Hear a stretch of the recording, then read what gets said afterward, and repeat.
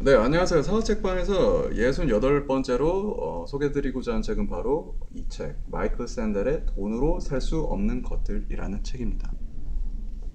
네, 이 책은 뭐 시장 대 도덕, 약간 좀 이런 대결 구도를 가지고 좀 그걸 심층적으로 해보는 것이 약간 목적 같은데, 이번에 읽게 된 이 책, 이 책은 정의란 무엇인가라는 책으로 2010년 이후 한국의 정의 열풍을 불러일으킨 마이클 샌델의 돈을 살 수 없다는 것들이라고 했죠.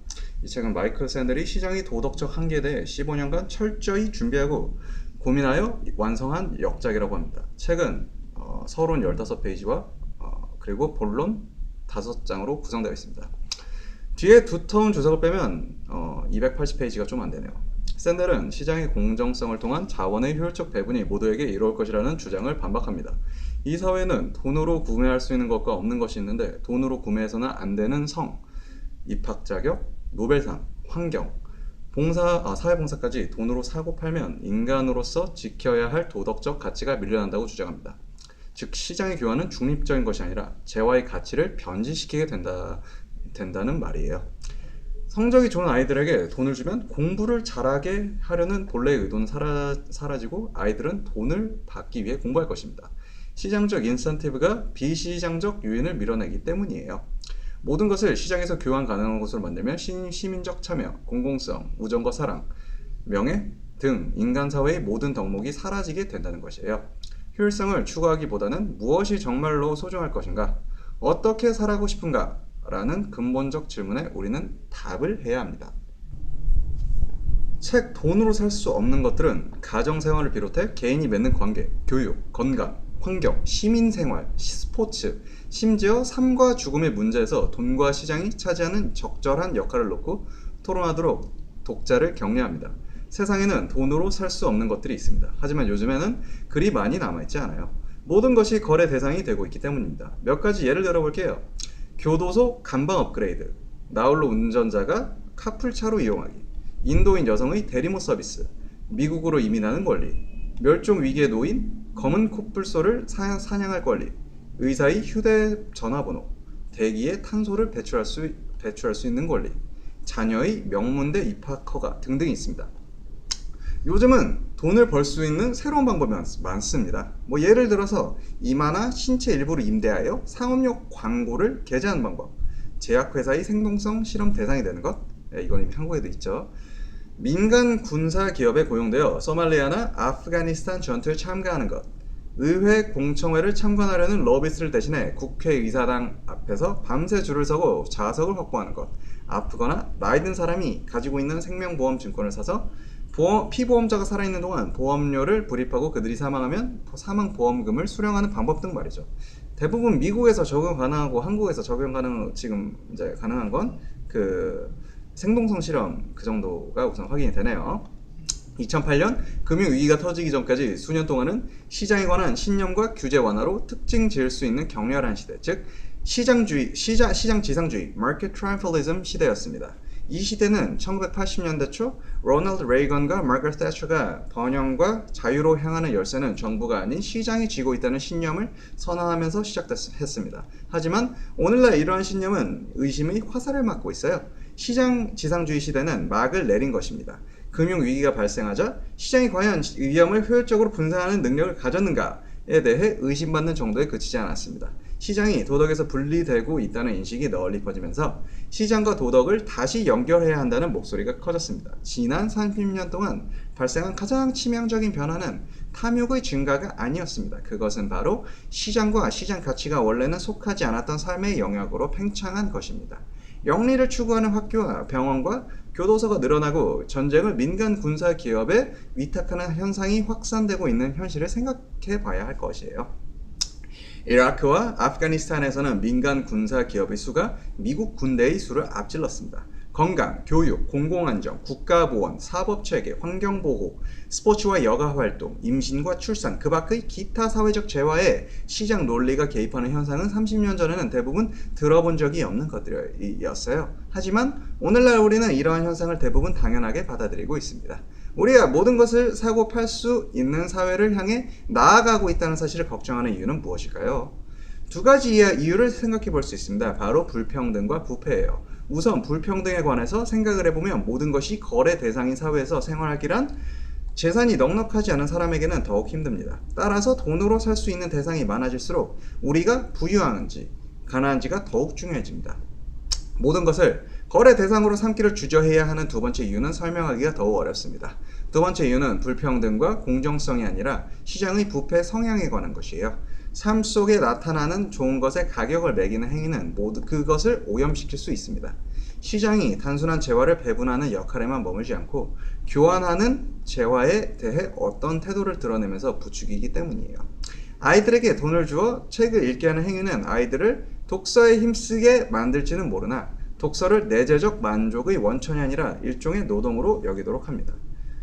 경제학자들은 시장은 교환되는 재화에 영향을 미치지 못한다고 생각하는 경우가 많아요. 하지만 이것은 사실이 아닙니다. 시장은 흔적을 남겨요. 때때로 시장 가치는 우리가 관심을 기울여야 하는 비시장 가치를 밀어내기도 합니다. 돈으로 살 수 있는 것과 살 수 없는 것이 무엇인지 결정하기 위해서는 사회적 삶과 시민 생활을 구성하는 다양한 영역을 어떤 가치로 지배해야 하는지 판단해야 할 것입니다. 이러한 문제를 사색할 방법을 제시하는 것이 이 책의 주제입니다.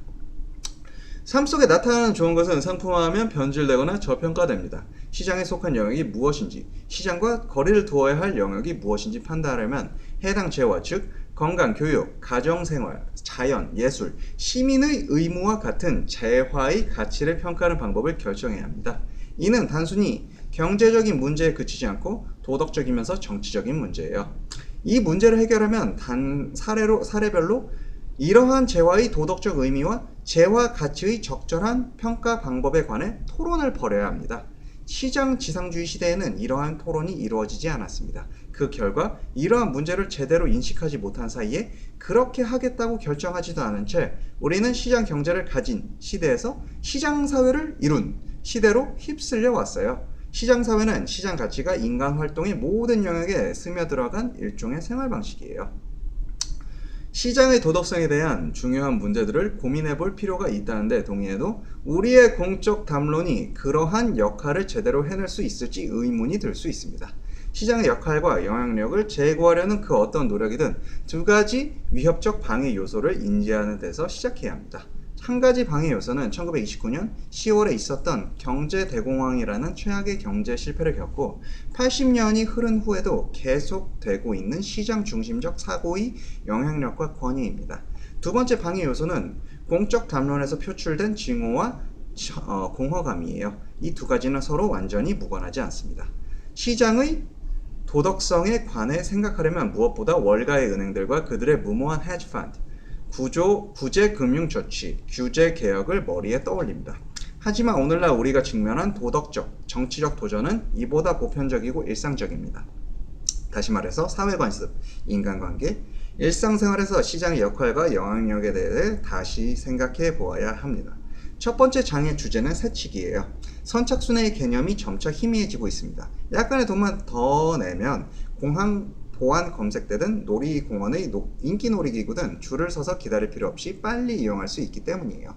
지불할 수 있는 능력에 따라 재화를 분배하는 시장 논리가 선착순이라는 전통적 관행에까지 영향을 미치고 있습니다. 차례대로 줄을 서서 기다리는 미덕이 지니는 가치는 무엇이며 이것이 시장 논리에 지배당할 때 어떤 일이 벌어질까요? 세치기 특권은 미국을 가로지르는 고속도로에서도 볼 수 있습니다. 교통체증에서 벗어나 빨리 달릴 수 있는 급행차로로 돈을 내고 들어서는 통공자들이 늘어나고 있습니다. 급행통행권은 1980년대 카풀차로의 보급과 더불어 판매되기 시작됐습니다. 급행차로 이용권을 파는 제도에 반대하는 사람들은 이러한 차로를 렉서스 차로라고 부르면서 경제적 여유가 없는 통근자에게 부당한 제도라고 힘주어 말합니다. 렉서스 차로라는 용어는 나 홀로 운전자도 돈만 내면 이용할 수 있는 카풀 차로로 렉서스를 타는 사람들에게 통행료쯤은 그리 큰 부담이 되지 않아 생겨난 용어예요. 공항과 놀이공원, 의회 복도와 병원 대기실에서 선착순이라는 줄서기 윤리가 돈을 낸 만큼 획득한다는 시장 윤리로 대체되고 있습니다. 사람을 고용해 대리로 줄을 세우거나 암표를 파는 행동이 잘못일까요? 대부분의 경제학자들은 아니다라고 말합니다. 퍼블릭 티어터는 무료 야외 공연을 대중의 축제이자 일종의 시민 축하 행사로 생각합니다. 말하자면 C가 스스로에게 베푸는 선물인 셈이에요. 본래 선물이어야 하는 행사로 입장료를 받거나 안표상이 이득을 취하게 허용하는 일은 이러한 취지에 어긋납니다. 이는 공공의 축제를 돈벌이 즉 사적 이익을 취득하기 위한 도구로 바꾸는 행위예요. 이러한 방식으로 생각한다면 돈을 받고 국회의 사당 앞에 대리로 줄을 서는 관행이 왜 잘못인지 알 수 있습니다. 한 가지 이유는 공정성 때문이에요. 부유한 러비스트가 평범한 시민에게서 기회를 빼앗아 의회 공정회 방청권을 독점하는 행위는 불공정합니다. 부패라고 하면 흔히들 부정이득을 연상합니다. 하지만 부패는 뇌물이나 불법 거래 그 이상의 것을 의미합니다. 어떤 재화나 사회 관행을 부패시키는 행위는 그 평판을 깎아내리는 행위고 가치를 합당한 수준보다 낮게 평가하는 행위예요.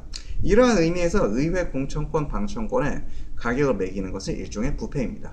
의회를 대의 정부의 기관이 아니라 하나의 사업처로 생각하고 다루는 셈이기 때문이에요. 부패했다는 비난의 이면에는 기관이 마땅히 추구해야 할 목적을 위배했다는 뜻이 담겨 있습니다. 줄서기를 비롯해 재화를 분배하는 기타 비시장적 방식이 시장 논리로 대체되는 경향은 현대 생활에 깊이 스며들어 있기 때문에 우리는 더 이상 그러한 현상을 제대로 알아차리지 못합니다. 두 번째 장의 주제는 incentive, 유인입니다. 시장지향적 경제 논리는 결혼과 이혼을 어떻게 분석할까요? 결혼해서 기대하는 효용이 독신으로 남거나 좀 더 나은 짝을 찾는 경우에 기대하는 효용을 초과할 때 결혼하기로 작정합니다. 이와 비슷하게 기혼자는 독신이 되거나 다른 사람과 결혼하는 경우에 기대하는 효용이 자녀와의 물리적 별거, 공동자산의 분리, 법적 비용 등 이별로 상실하는 효용을 초과할 때 결혼 생활에 종지부를 찍습니다. 이처럼 인간의 모든 행동을 시장 논리로 설명하려는 움직임이 학계뿐 아니라 일상생활에서도 두드러지고 있습니다. 이러한 변화가 생겨난 한 가지 이유는 사회 문제를 해결하려는 금전적 인센티브의 사용이 늘어났기 때문이에요. 미국에서는 매년 수십만 명에 이르는 아기들이 마약 중독자에게서 태어납니다. 그리하여 Project Prevention의 설립자 바버라 해리스는 이러한 문제에 대해 시장 기반 해결책을 제시했습니다. 마약 중독 여성이 불임 시술을 받거나 장기간 피임하면 현금 $300를 지급한다는 내용이었어요. 여성의 생식 능력이 시장 거래의 대상이 되어야 할지 말아야 할지를 결정하려면 우선 그것이 어떤 종류의 재화인지 물어보아야 합니다. 우리는 우리 몸을 원하는 대로 소유하고 사용하고 처분할 수 있는 소유물로 생각해야 할까요? 아니면 자기 몸을 사용하는 방법에 따라 자기 비하에 해당하는 행위도 있을까요? 이는 매춘, 대리모, 난자와 정자의 거래 등을 둘러싼 논쟁에서도 의견이 분분한 굵직한 질문이에요. 경제학은 사람들이 인센티브, 유인에 반응한다고 가르칩니다. 아이들 중에는 배우는 과정을 좋아하기 때문에 책을 읽는데 동기부여가 되는 아이들이 있는가 하면 그렇지 않은 아이들도 있습니다. 그렇다면 돈을 추가적 유인으로 사용하면 어떨까요? 경제학적 논리가 그러하듯 유인은 한 가지보다는 두 가지를 사용할 때 효과가 클 수 있습니다. 하지만 금전적 인센티브가 내재적 유인을 손상시켜 아이들이 독서에 더욱 힘쓰기보다는 독서를 더욱 게을리하는 결과를 낳을 수도 있습니다. 분명히 우려된 점은 독서를 장려하기 위해 돈을 주면 아이들이 독서를 돈 버는 수단으로 생각하는 데 익숙해지며 결국 독서의 내재적 장점을 퇴색시키고 밀어내거나 서서히 파괴할 수 있다는 것이에요. 샌델은 환경, 부모의 교육에 대해 고결한 태도를 취하자는 견해가 이와 상충되는 다른 견해보다 늘 우선해야 한다고 주장한 것은 아닙니다. 뇌물 주는 것이 때때로 효과가 있습니다. 가끔은 옳은 일일 수도 있어요. 학력 미달인 아이에게 돈을 주어 읽기 능력을 극적으로 향상시킬 수 있다면 배움의 즐거움은 나중에 가르칠 수도 있겠다는 희망을 품고 우선 그렇게 시도해 보기로 결정할지 모르겠습니다. 하지만 이때 우리가 가담한 뇌물 제공은 독서를 좋아해서 책을 읽는 높은 차원의 규범을 돈을 벌기 위해 책을 읽는 낮은 차원의 규범으로 대체하는 도덕적으로 타협된 관행이라는 점을 기억해야 합니다. 모양새는 좋지 않지만 최근 들어 널리 사용되기 시작한 새 동사 incentivize, 인센티브화하다라는 동사에는 현대 삶에서 증가하는 인센티브의 사용과 인센티브를 누군가가 의도적으로 만들어내야 한다는 필요성이 반영되어 있습니다. 인센티브화를 선호하는 경향이 새롭게 드러나고 있긴 하지만 대부분의 경제학자들은 여전히 경제학과 도덕, 시장 논리와 도덕 논리를 구별해야 한다고 주장합니다. 스티븐 레빗과 더브너는 경제학은 단순히 도덕적으로 거래하지 않는다. 도덕은 우리가 세상을 움직이고 싶은 방식을 가리키고 경제학은 세상이 실제로 작용하는 방식을 가리킨다라고 말했습니다. 세 번째 장의 제목은 시장은 어떻게 도덕을 밀어내는가입니다. 일반 경제 논리는 재화를 사고 팔 때 재화의 특징은 바뀌지 않는다고 가정합니다. 하지만 사람의 신장, 성, 학위는 돈으로 살 수 있지만 도덕적으로 불미스럽습니다. 우리는 모든 것이 상품화되는 시대에 살고 있지만 돈으로 사고 팔 때 분명 마음 한구석이 불편해지는 재화나 관행이 있습니다. 그 이유는 무엇일까요? 상품화의 효과는 무엇이기에 모든 것을 사고 팔게 만드는 동시에 우리의 마음을 이토록 불편하게 하는 것일까요? 경제학자들은 선물을 좋아하지 않습니다. 좀 더 정확하게 좀처럼 선물 교환을 합리적인 사회 관행으로 받아들이지 못해요. 시장 논리의 관점에서 보면 거의 예외 없이 선물보다 현금을 주는 편이 낫습니다. 선물 교환이 엄청난 낭비이고 비효율적인 활동이라면 우리가 줄기차게 선물을 주고받는 이유는 무엇일까요? 그레고리 맨큐의 설명에 따르면 선물 교환은 신호 전달, 시그널링의 한 형태입니다. 여자친구에게 선물을 주려고 고민하고 있는 남성은 여자친구가 아니 이 사람이 정말 나를 좋아하는지 궁금해 한다는 내밀한 정보를 갖고 있는 것이에요. 선물을 물색한다 하는 데는 시간과 노력을 기울여야 하므로 적절한 선물을 고르는 일은 이 남성이 여자친구를 사랑한다는 내밀한 정보를 전달하는 방식인 것입니다. 샌델 교수는 이타주의, 관용, 결속, 시민정신은 사용할수록 고갈되는 상품이 아니다. 오히려 운동하면 발달하고 더욱 강해지는 근육에 가깝다라고 주장합니다. 시장 지향 사회의 결함 중 하나는 이러한 미덕이 쇠약해지게 방치하는 것이라고 합니다. 우리의 공공삶을 회복하려면 좀 더 부지런히 미덕을 행사해야 한다고 해요. 네 번째 장의 제목은 삶과 죽음의 시장이에요. 전통적으로 삶과 죽음은 시장에서 금기시되는 영역이었습니다. 하지만 이곳에 시장 논리가 침투하면서 이를 대하는 사람들의 태도와 가치관의 변화가 생겼습니다. 유가족에게 재정적 안전망을 제공하려고 생긴 생명보험은 투기를 목적으로 그 증서를 사고 파는 것이 허용되면서 타인의 죽음을 애타게 기다리게 하고 웹사이트에서 유명인의 죽음을 놓고 도박을 벌이는 행위도 공공연하게 이루어지고 있습니다. 과연 시장의 영역은 어디까지일까요? 시장이 제공하는 효용과 선을 위해서라면 도덕성을 잠식시키는 시장 관행은 감내해야 하는 것일까요? 미국에서 회사가 자사 CEO와 고위 경영진이 사망하는 경우를 대비하여 그들의 자리를 다른 인물로 대체하는 데 드는 막대한 비용을 상쇄할 목적으로 그들 명의로 생명보험에 가입하는 것은 재계에서 오랫동안 이어져온 관행입니다. 보험업계에서 사용하는 용어를 빌리자면 회사는 CEO에 대해 피보험 이익을 갖고 이를 법으로 인정받고 있습니다. 피보험 이익은 손해보험에서 보험사고의 발생에 의하여 손해를 입을 우려가 있는 피보험자의 경제적 이익으로 간단하게 말해서 사망보험금을 수령할 수 있는 권리를 말합니다. 하지만 평범한 명의로 생명보험을 가입하는 일은 상대적으로 최근에 나타난 현상이에요. 1990년대까지 주요 회사들이 수백만 달러를 투자해 기업 소유 생명보험에 가입하면서 결국 수십억 달러 규모의 사망담보 선물 거래 산업, Death Futures Industry가 생겨났습니다. 사망담보 선물 거래 산업은 생명보험 전매 제도로 투자자가 늙거나 병든 보험 계약자의 보험증권을 액면가보다 싼 값에 매입하고 보험 계약자는 살아있는 동안 보험금의 일부를 받을 수 있는 제도를 일컫습니다. 다섯 번째 장의 제목은 명명권, Naming Right입니다. 20세기까지만 해도 야구 경기장은 기업 임원과 블루 컬러 노동자가 나란히 앉아 경기를 관람하고 맥주나 핫도그를 사기 위해 똑같이 줄을 서며 비가 오면 부자나 가난한 사람이나 가리지 않고 젖는 곳이었어요. 하지만 경기장 높이 자리한 스카이박스가 등장하면서 부자와 특권 계층은 아래의 일반 관람석에 앉는 보통 사람들과 분리되었습니다. 비싼 입장료를 받는 스카이박스는 야구장의 훌륭한 수입원이 되고 이를 이용하는 관객도 만족스러운 서비스를 받을 수 있으니 장려해야 할 제도일까요? 세대와 계층 간의 차이를 뛰어넘어 같은 팀을 함께 응원하던 공감대와 연대의 가치는 변질되어도 괜찮을까요? 광고는 시민의 권위를 상징하고 공공 목적을 구현하는 두 기관, 즉 감옥과 학교에도 침투하고 있습니다. 학교에 범람하는 상업화는 두 가지 면에서 부패했어요. 첫째, 기업의 후원을 받아 제작된 교과 자료의 대부분은 편견과 왜곡, 피상적 내용으로 가득합니다. 놀랄 것도 없이 소비자 연맹의 연구 결과에 따르면 기업에서 후원을 받아 제작된 교육 자료의 80%가 후원자의 제품이나 관점이 호의적인 방향으로 기울어 있습니다. 둘째, 설사 기업 후원자가 나무랄 데 없이 훌륭한 질의 객관적 교육 도구를 제공한다 해도 상업적 광고는 학교의 목적에 어긋나기 때문에 여전히 학교에 유의할 것입니다. 광고는 사람들에게 무엇인가를 원하고 자신의 욕구를 충족시키라고 부추깁니다. 하지만 교육은 자신의 욕구를 비판적으로 돌아본 후에 욕구를 자제하거나 향상시키라고 가르쳐요.